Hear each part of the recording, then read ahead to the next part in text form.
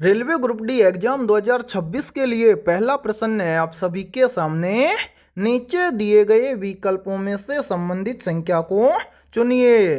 यानी कि ये पहला प्रश्न आप सभी के सामने नंबर एनालॉजी से संबंधित प्रश्न दिया गया है और आपसे पूछा गया है कि जिस प्रकार से 34 का संबंध है 12 के साथ में, उसी प्रकार से 59 का संबंध किस संख्या के साथ में होगा। तो मेरे भाई इस टाइप के प्रश्न को आप एग्जाम में देखते ही फटाफट से कैसे सोल्व करेंगे, तो वो देखिए इस टाइप के प्रश्न को एग्जाम में सोल्व करना बहुत ही आसान होता है। आसानी से कैसे सोल्व करेंगे तो वो देखिए जब भी इस टाइप का प्रश्न आपको एग्जाम में दिया जाए तो आपको क्या करना है, सबसे पहले आपको यहां पर पता करना है कि 12 से यहां पर 34 कैसे बना है। जिस प्रकार से यहाँ पर 34 से यहाँ पर 12 बना है, उसी प्रकार से फिर हम यहाँ पर बताएंगे कि 59 से इस प्रश्नवाचक चिन्ह के स्थान पर कौन सी संख्या आएगी। तो सोल्व किया गया है इस प्रश्न को, कैसे ध्यान से समझिए।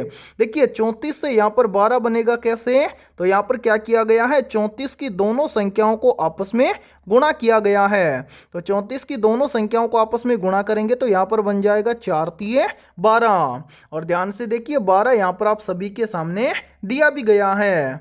अब यही सेम लॉजिक हम लगाएंगे इस 59 के अंदर और इस 59 से इस प्रश्न चिन्ह की वैल्यू ज्ञात करेंगे। तो करेंगे क्या मेरे भाई, यहां पर इस 59 से प्रश्न चिन्ह की वैल्यू ज्ञात करने के लिए 59 की दोनों संख्याओं को आपस में गुणा कर लेंगे। तो यहाँ पर 59 की दोनों संख्याओं को आपस में गुणा करेंगे तो यहाँ पर बन जाएगा 9 पंजे 45। यानी कि इस प्रश्नवाचक चिन्ह के स्थान पर संख्या भरी जाएगी 45। अब हमें देखना है कि संख्या 45 किसी ऑप्शन में दी गई है, तो आंसर है संख्या 45 हमें दी गई है ऑप्शन सी के अंदर है। तो पहले प्रश्न के अंदर ऑप्शन सी हो जाएगा सभी का करेक्ट आंसर है। तो उम्मीद करता हूं कि जब भी इस टाइप का प्रश्न आपको एग्जाम में दिया जाएगा तो आप फटाफट से सोल्व कर लेंगे। ठीक है, तो चलिए फिर अगला प्रश्न देखते हैं। दूसरा प्रश्न है आप सभी के सामने। उस विकल्प को चुनिए जो पांचवी संख्या से उसी प्रकार संबंधित है जैसे पहली संख्या दूसरी संख्या से संबंधित है और तीसरी संख्या चौथी संख्या से संबंधित है। यानी कि यह दूसरा प्रश्न आप सभी के सामने नंबर एनालॉजी से संबंधित प्रश्न दिया गया है और आपसे पूछा गया है कि जिस प्रकार से 19 का संबंध है 359 के साथ में और 17 का संबंध है 287 के साथ में, उसी प्रकार से 21 का संबंध किस संख्या के साथ में होगा। तो मेरे भाई इस टाइप के प्रश्न को आप एग्जाम में देखते हैं फटाफट से कैसे सोल्व करेंगे, तो वो देखिए यहाँ पर ध्यान से समझिए इस प्रश्न को कैसे सोल्व किया गया है। तो सबसे पहले हम क्या करेंगे, यहाँ पर पता करेंगे कि 19 से यहाँ पर 359 कैसे बना है।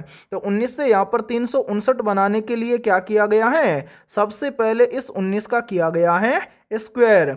19 का स्क्वायर करेंगे तो यहाँ पर बन जाएगा 361। फिर 361 से यहाँ पर 359 बनाने के लिए 361 में से क्या किया गया है, 2 को माइनस करके यहाँ पर लिखा गया है 359। और मेरे भाई ध्यान से देखिए 359 यहाँ पर आप सभी के सामने दिया भी गया है। अब इसी प्रकार से हम क्या करेंगे, यहाँ पर पता करेंगे कि 17 से यहाँ पर 287 इसी प्रकार से लिखा गया है क्या। तो यहाँ पर भी हम क्या करेंगे मेरे भाई, इस 17 का हम सबसे पहले करेंगे स्क्वायर। 17 का स्क्वायर कितना होता है, तो आप सभी को पता है 17 का स्क्वायर होता है 289। अब 289 में भी हम क्या कर देंगे, -2 कर देंगे। तो 289 में से 2 चला जाएगा तो यहाँ पर बचेगा 287। और मेरे भाई ध्यान से देखिए 287 यहाँ पर आप सभी के सामने दिया गया है। अब यही सेम लॉजिक हम लगाएंगे इस 21 के अंदर और इस 21 से इस प्रश्न चिन्ह की वैल्यू ज्ञात करेंगे। तो करेंगे क्या, 21 से प्रश्न चिन्ह की वैल्यू ज्ञात करने के लिए सबसे पहले तो इस 21 का हम करेंगे स्क्वायर। तो यहाँ पर देखिए 21 का स्क्वायर कितना होता है, तो आप सभी को पता है 21 का स्क्वायर होता है 441 और सभी में से -2 किया गया है। तो 441 में से भी हम क्या कर देंगे, 2 को घटा देंगे। तो 441 में से 2 चला जाएगा तो यहाँ पर बचेगा 439। यानी कि इस प्रश्नवाचक चिन्ह के स्थान पर संख्या भरी जाएगी 439। अब हमें देखना है कि संख्या 439 किसी ऑप्शन में दी गई है, तो आंसर है संख्या 439 हमें दी गई है ऑप्शन बी के अंदर है। तो दूसरे प्रश्न के अंदर ऑप्शन बी हो जाएगा सभी का करेक्ट आंसर है। तो उम्मीद करता हूं कि जब भी इस टाइप का प्रश्न आपको एग्जाम में दिया जाएगा तो फटाफट से सोल्व कर लेंगे। ठीक है, तो चलिए फिर अगला प्रश्न देखते हैं। तीसरा प्रश्न है आप सभी के सामने। विनय अपनी कक्षा में ऊपर से 48वें और नीचे से 15वें स्थान पर है। उसकी कक्षा में कितने विद्यार्थी हैं? मेरे भाई वेरी वेरी इंपॉर्टेंट प्रश्न है ये। और इस टाइप के प्रश्न आपके एग्जाम की प्रत्येक शिफ्ट के अंदर है लगभग 2 से 3 पूछे जाते हैं। तो इस टाइप के प्रश्न को आप एग्जाम में देखते हैं फटाफट से कैसे सोल्व करेंगे, तो वो देखिए इस टाइप के प्रश्न को मैंने आपको पहले भी करवाया था। इसके लिए एक छोटा सा फॉर्मूला होता है और यदि ये फॉर्मूला आपको याद है तो इस टाइप के प्रश्न को आप एग्जाम में देखते हैं फटाफट से सोल्व कर लेंगे। फॉर्मूला क्या है? जब भी आपसे पूछा जाए कि कक्षा में कितने विद्यार्थी हैं, यानी कि टोटल स्टूडेंट आपसे पूछा जाए, तो इसके लिए एक फॉर्मूला होता है टी बराबर है लेफ्ट प्लस राइट माइनस 1। ठीक है, यदि ये फॉर्मूला आपको याद है तो इस टाइप के प्रश्न को आप एग्जाम में देखते हैं फटाफट से सोल्व कर लेंगे। कैसे? ध्यान से देखिए। बोला गया है कि विनय अपनी कक्षा में ऊपर से कितने स्थान पर हैं? 48वें स्थान पर हैं। और नीचे से कितने स्थान पर हैं? तो मेरे भाई नीचे से 15वें स्थान पर हैं, यानी कि ये तो हो जाएगा इसका बायां। ठीक है, ध्यान से देखिए, ये तो हो जाएगा बायां और यहां पर ये हो जाएगा दायां। बायां का मतलब क्या होता है? लेफ्ट साइड है। और मेरे भाई दायां का मतलब होता है राइट साइड। ठीक है, यानी कि टी निकालने के लिए हम क्या करेंगे? टी बराबर लेफ्ट प्लस राइट माइनस 1 है। तो एल का मान कितना है? 48 है। तो एल के स्थान पर तो हम रखेंगे 48 है, प्लस क्या है? आर है। आर का मान कितना है? 15। तो यहाँ पर आर के स्थान पर रख देंगे 15। फिर क्या है? -1। तो यहाँ पर हम कर देंगे -1 है। तो यहाँ पर देखिए इसको सोल्व करेंगे तो टी बराबर 48 और 15 मिलकर बन जाएगा 63 है। 63 के बाद में क्या है? -1 है। तो यहाँ पर ध्यान से देखिए 63 में से 1 चला जाएगा तो टी बराबर बचेगा 62 है। यानी कि टी का मान कितना आ गया? 62। यानी कि उस कक्षा में कितने विद्यार्थी हैं? 62 विद्यार्थी हैं। अब हमें देखना है कि किसी ऑप्शन के अंदर 62 दिया गया है, तो आंसर है 62 में दिया गया है ऑप्शन ए के अंदर है। तो तीसरे प्रश्न के अंदर ऑप्शन ए हो जाएगा सभी का करेक्ट आंसर है। तो उम्मीद करता हूं कि जब भी इस टाइप का प्रश्न आपको एग्जाम में दिया जाएगा तो आप फटाफट से सोल्व कर लेंगे। ठीक है, तो चलिए फिर अगला प्रश्न देखते हैं। चौथा प्रश्न है आप सभी के सामने। एक निश्चित कूट भाषा में LED को 15 22 23 लिखा गया है और BMW को 25 14 4 लिखा गया है। उसी कूट भाषा में QUF को कैसे लिखा जाएगा? यानी कि ये चौथा प्रश्न आप सभी के सामने कोडिंग डिकोडिंग से संबंधित प्रश्न दिया गया है। तो इस टाइप के कोडिंग डिकोडिंग वाले प्रश्न को आप एग्जाम में देखते हैं फटाफट से कैसे सोल्व करेंगे, तो वो देखिए आपको जब भी एग्जाम के अंदर कोडिंग डिकोडिंग से संबंधित प्रश्न दिया जाए तो आपको क्या करना है? सबसे पहले आपको यहाँ पर पता करना है कि LED को यहाँ पर आपको 15 22 23 कैसे लिखा गया है। फिर उसी प्रकार से आपको यहाँ पर पता करना है कि BMW को यहाँ पर 25 14 4 कैसे लिखा गया है। फिर उसी प्रकार से हम यहाँ पर बताएंगे कि QUF को कैसे लिखा जाएगा या फिर क्या लिखा जाएगा। तो ध्यान से देखिए इस प्रश्न को किस प्रकार से सोल्व किया गया है। सबसे पहले आप यहाँ पर ध्यान से देखिए, यहाँ पर देखिए L को यहाँ पर लिखा गया है 15। तो L को 15 कैसे लिखा गया है? तो मेरे भाई यहाँ पर देखिए L का अपोजिट होता है क्या? O, और O आता है 15 नंबर पर, तो यहाँ पर लिखा गया है 15।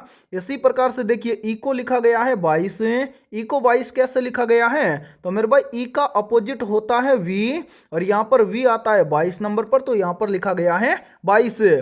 फिर देखिए यहाँ पर देखिए क्या है? 3 नंबर पर है D को लिखा गया है 23। तो मेरे भाई D को यहाँ पर 23 कैसे लिखा गया है? तो 23 नंबर पर अल्फाबेट लेटर आता है W, और W को यहाँ पर यानी कि W आता है 23 नंबर पर, तो यहाँ पर लिखा गया है 23। यानी कि L का अपोजिट होता है O, और O को यहाँ पर नंबरिंग करके लिखा गया है 15। फिर E का अपोजिट होता है V आता है 22 नंबर पर, यहाँ पर लिखा गया है 22। फिर क्या है? D का अपोजिट होता है W, और W आता है 23 नंबर पर, तो यहाँ पर लिखा गया है 23। यानी कि ये वाले जितने भी अल्फाबेट लेटर दिए गए हैं इन सभी के अपोजिट अल्फाबेट लेटर की संख्या यहाँ पर लिखी गई है। अब इसी प्रकार से हम क्या करेंगे? यहाँ पर पता करेंगे कि BMW को यहाँ पर 25 14 4 इसी प्रकार से लिखा गया है क्या? तो यहाँ पर देखिए पहला लेटर है B को लिखा गया है 25। तो मेरे भाई देखिए B का अपोजिट होता है क्या? Y, और Y आता है 25 नंबर पर, तो यहाँ पर लिखा गया है 25। फिर क्या है? m को लिखा गया है यहाँ पर 14। तो देखिए यहाँ पर 14 नंबर पर क्या आता है, तो मेरे भाई 14 नंबर पर आता है n, यानी कि m का अपोजिट होता है n और n की यहाँ पर संख्या लिखी गई है। ठीक है, फिर क्या है w को यहाँ पर लिखा गया है 4, तो w का अपोजिट लेटर होता है d और d आता है 4 नंबर पर और यहाँ पर लिखा गया है 4, यानी कि यहाँ पर भी क्या किया गया है, इन सभी अल्फाबेट लेटर का अपोजिट लेटर का संख्या इनके सामने जस्ट लिखा गया है। अब इसी प्रकार से हम क्या करेंगे, यहाँ पर आसानी से बता देंगे कि क्यू यू एफ को क्या लिखा जाएगा। तो सबसे पहले हम क्या करेंगे, इन सभी के अपोजिट लेटर देखेंगे और उन अपोजिट लेटर की संख्या इनके सामने लिखेंगे। तो पहला लेटर है क्या, क्यू, तो क्यू का अपोजिट होता है क्या, जे, जे आता है कितने नंबर पर, 10 नंबर पर है। ठीक है, क्यू के बाद में क्या है यू, यू का अपोजिट होता है क्या मेरे भाई, यू का अपोजिट होता है एफ, एफ आता है कितने नंबर पर, 6 नंबर पर, तो यहाँ पर लिखेंगे 6। फिर उसके बाद में क्या है एफ, एफ का अपोजिट क्या होता है यू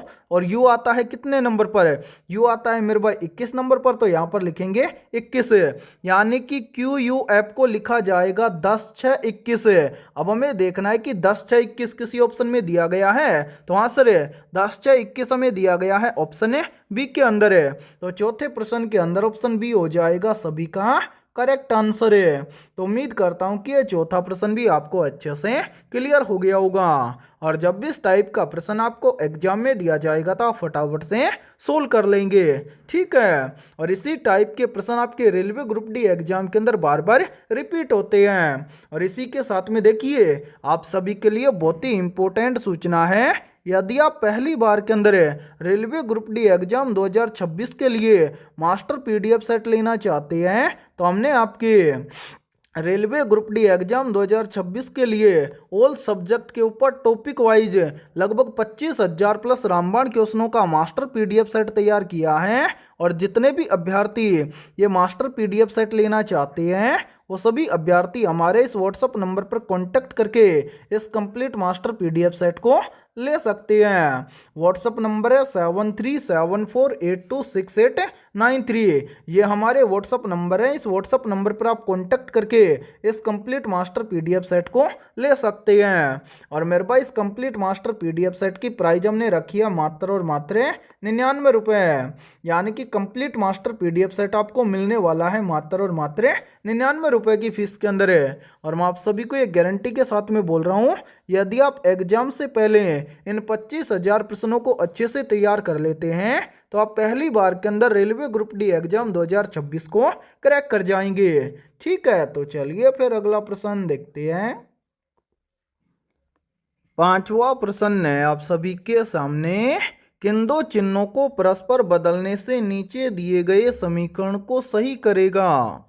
यानी कि यह पांचवा प्रश्न आप सभी के सामने गणितीय संक्रियाओं से संबंधित प्रश्न दिया गया है और आपसे पूछा गया है कि इन चारों विकल्पों में से किस विकल्प के दो चिन्हों को इस समीकरण के अंदर रखें कि इस समीकरण का आरएचएस पद और एलएचएस पद दोनों बराबर हो जाएं। यानी कि इस समीकरण के बराबर में हमें 29 दिया गया है, उसी प्रकार से इस समीकरण को भी सोल्व करने पर क्या आना चाहिए, 29 आना चाहिए। तो इसके लिए हम क्या करेंगे, चारों विकल्पों में जो भी चिन्ह दिए गए हैं उन एक एक विकल्प के चिन्हों को इस समीकरण के अंदर रखकर इस समीकरण को सोल्व करेंगे और जिस विकल्प के चिन्हों से ये समीकरण संतुलित हो जाएगा समझना वही विकल्प आपका सही होगा। तो यहाँ पर हम आपका ज़्यादा टाइम वेस्ट करेंगे नहीं, क्योंकि ये समीकरण संतुलित होने वाला है ऑप्शन डी के चिन्हों से। यानी कि समीकरण के अंदर आपको क्या करना है, भाग के स्थान पर प्लस करना है और प्लस के स्थान पर भाग करना है। अब यहाँ पर इसको ध्यान से देखिए, एक बार यहाँ से इसको थोड़ा सा हटा देते हैं ताकि आपको समझने में कोई भी प्रॉब्लम ना आए। यहाँ पर सबसे पहले दिया गया है 42, तो मैं यहाँ पर लिख देता हूँ मेरे भाई 42। उसके बाद में हमें क्या करना है, भाग के स्थान पर करना है प्लस, तो यहाँ पर देखिए 42 के बाद में भाग है तो यहाँ पर हम कर देंगे प्लस। उसके बाद में दिया गया है 4, फिर क्या है प्लस, प्लस के स्थान पर हम क्या करेंगे, भाग करेंगे।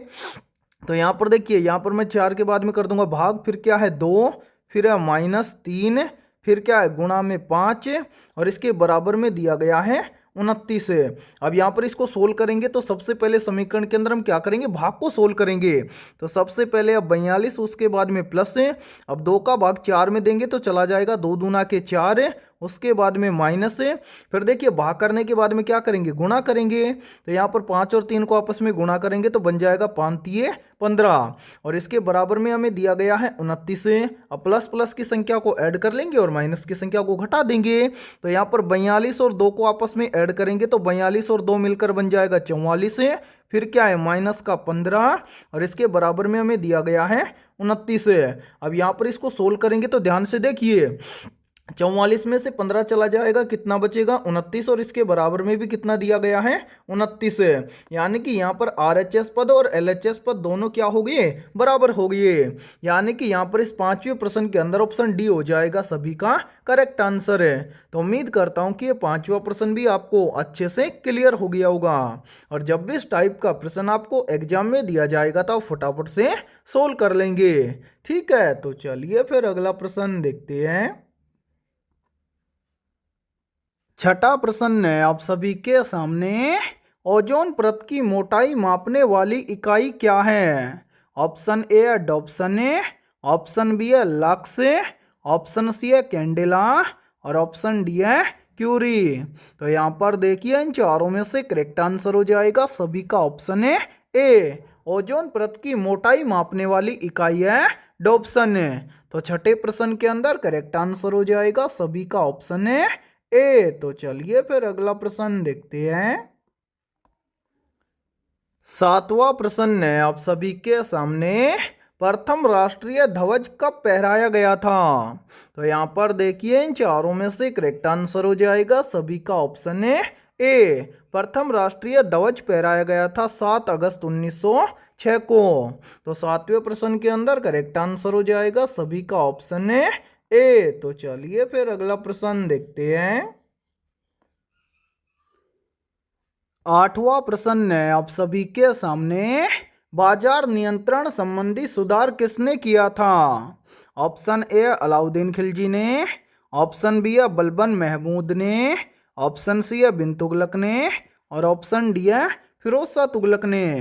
तो यहाँ पर देखिए इन चारों में से करेक्ट आंसर हो जाएगा सभी का ऑप्शन है ए, बाजार नियंत्रण संबंधी सुधार किया था अलाउद्दीन खिलजी ने।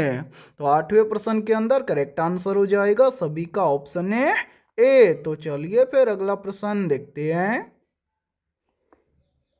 नौवां प्रश्न है आप सभी के सामने, विशाल समुद्री जहाज टाइटैनिक किस वर्ष में डूबा था? ऑप्शन ए वर्ष 1906 में, ऑप्शन बी वर्ष 1912 में, ऑप्शन सी है वर्ष 1918 में, और ऑप्शन डी है वर्ष 1924 में। तो यहाँ पर देखिए इन चारों में से करेक्ट आंसर हो जाएगा सभी का ऑप्शन है बी, विशाल समुद्री जहाज टाइटैनिक वर्ष 1912 में डूबा था। तो नौवे प्रश्न के अंदर करेक्ट आंसर हो जाएगा सभी का ऑप्शन है बी। तो चलिए फिर अगला प्रश्न देखते हैं। 10वां प्रश्न है आप सभी के सामने, वह कौन सा शासक है जो दासों का बहुत बड़ा शौकीन था? तो यहाँ पर देखिए इन चारों में से करेक्ट आंसर हो जाएगा सभी का ऑप्शन है बी, वह शासक था फिरोज शाह तुगलक जो दासों का बहुत बड़ा शौकीन था। तो 10वें प्रश्न के अंदर करेक्ट आंसर हो जाएगा सभी का ऑप्शन है बी। और मेरे भाई यहाँ पर देखिए, यदि ये क्लास आपको पसंद आ रही है तो जल्दी से एक बार इस क्लास को लाइक कर दीजिए, और यदि आप हमारे इस यूट्यूब चैनल से पहली बार जुड़े हैं तो इस यूट्यूब चैनल को कर लीजिए सब्सक्राइब और बेल आइकन को प्रेस करना, ताकि ऐसी शानदार क्लास का नोटिफिकेशन आपको सबसे पहले देखने को मिले। ठीक है, तो चलिए फिर अगला प्रश्न देखते हैं। 11वां प्रश्न है आप सभी के सामने, रूस देश की संसद का नाम क्या है? तो यहाँ पर देखिए इन चारों में से करेक्ट आंसर हो जाएगा सभी का ऑप्शन है सी, रूस देश की संसद का नाम है ड्यूमा। तो 11वें प्रश्न के अंदर करेक्ट आंसर हो जाएगा सभी का ऑप्शन है सी। तो चलिए फिर अगला प्रश्न देखते हैं। 12वां प्रश्न है आप सभी के सामने, बाबर द्वारा पानीपत युद्ध की सफलता का मुख्य कारण था? ऑप्शन ए है सैनिक, ऑप्शन बी है तीरंदाज, ऑप्शन सी है तोपखाना, और ऑप्शन डी है घुड़सवार। तो यहाँ पर देखिए इन चारों में से करेक्ट आंसर हो जाएगा सभी का ऑप्शन है सी बाबर द्वारा पानीपत युद्ध की सफलता का मुख्य कारण था तोपखाना। तो 12वें प्रश्न के अंदर करेक्ट आंसर हो जाएगा सभी का ऑप्शन है सी। और मेरे भाई यहाँ पर देखिए यहीं से एक प्रश्न और बनता है और ये प्रश्न भी काफी बार एग्जाम के अंदर रिपीट होता है। प्रश्न पूछा जाता है कि पानीपत का प्रथम युद्ध कब लड़ा गया था। तो मेरे भाई याद रखना पानीपत का प्रथम युद्ध लड़ा गया था वर्ष 1526 में। किन किन के बीच में लड़ा गया था, तो ये लड़ा गया था बाबर और इब्राहिम लोदी के बीच में। ठीक है, तो चलिए फिर अगला प्रश्न देखते हैं। 13वां प्रश्न है आप सभी के सामने, कनाडा देश की राजधानी कहाँ स्थित है। तो यहाँ पर देखिए इन चारों में से करेक्ट आंसर हो जाएगा सभी का ऑप्शन है ए। कनाडा देश की राजधानी है ओटावा। तो 13वें प्रश्न के अंदर करेक्ट आंसर हो जाएगा सभी का ऑप्शन है ए। तो चलिए फिर अगला प्रश्न देखते हैं। 14वां प्रश्न है आप सभी के सामने, किस अनुच्छेद के तहत कहा गया है कि संघ की शक्ति राष्ट्रपति में निहित होगी। तो यहाँ पर देखिए इन चारों में से करेक्ट आंसर हो जाएगा सभी का ऑप्शन है डी। अनुच्छेद 53 में कहा गया है कि संघ की शक्ति राष्ट्रपति में निहित होगी। तो 14वें प्रश्न के अंदर करेक्ट आंसर हो जाएगा सभी का ऑप्शन है डी। और इसी के साथ में देखिए आप सभी के लिए बहुत ही इंपॉर्टेंट सूचना है, यदि आप पहली बार के अंदर रेलवे ग्रुप डी एग्जाम 2026 को क्रैक करना चाहते हैं तो हमने आपके रेलवे ग्रुप डी एग्जाम 2026 के लिए लगभग 25,000 प्लस रामबाण क्वेश्चनों का मास्टर पीडीएफ सेट तैयार किया है।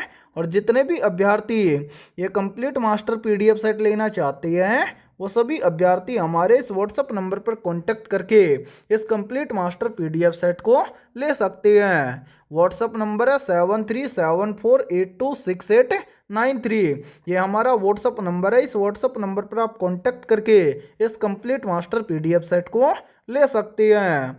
और इस कंप्लीट मास्टर पीडीएफ सेट की प्राइस हमने रखी है मात्र और मात्र 99 रुपये। यानी कि ये कंप्लीट मास्टर पीडीएफ सेट आपको मिलने वाला है मात्र और मात्र 99 रुपये की फीस के अंदर है। और मैं आप सभी को एक गारंटी के साथ में बोल रहा हूँ, यदि आप एग्जाम से पहले इन 25,000 प्रश्नों को अच्छे से तैयार कर लेते हैं तो ज़्यादातर क्वेश्चन आपको एग्जाम के अंदर इसी मास्टर पीडीएफ सेट से देखने को मिलेंगे। ठीक है, तो चलिए फिर अगला प्रश्न देखते हैं। 15वां प्रश्न है आप सभी के सामने, पानी के प्रवाह का मापक है। या फिर देखिए इसी प्रश्न को एग्जाम के अंदर घुमाकर ऐसे भी पूछ लिया जाता है। प्रश्न पूछा जाता है कि जल के प्रवाह को किसमें मापा जाता है। तो यहाँ पर देखिए इन चारों में से करेक्ट आंसर हो जाएगा सभी का ऑप्शन है बी। जल के प्रवाह को मापा जाता है क्यूसेक के द्वारा। तो 15वें प्रश्न के अंदर करेक्ट आंसर हो जाएगा सभी का ऑप्शन है बी। तो मेरे भाई आज की इस क्लास के अंदर इतना ही। यदि ये क्लास आपको पसंद आई है तो जल्दी से एक बार इस क्लास को लाइक कर दीजिए। और यदि आप हमारे इस यूट्यूब चैनल से पहली बार जुड़े हैं तो इस यूट्यूब चैनल को कर लीजिए सब्सक्राइब और बेल आइकन को प्रेस करना, ताकि ऐसी शानदार क्लास का नोटिफिकेशन आपको सबसे पहले देखने को मिले। ठीक है, तो फिर मिलते हैं ऐसे ही बेहतरीन और शानदार क्वेश्चनों के साथ सुबह 11 बजे। तब तक के लिए जय हिंद जय भारत।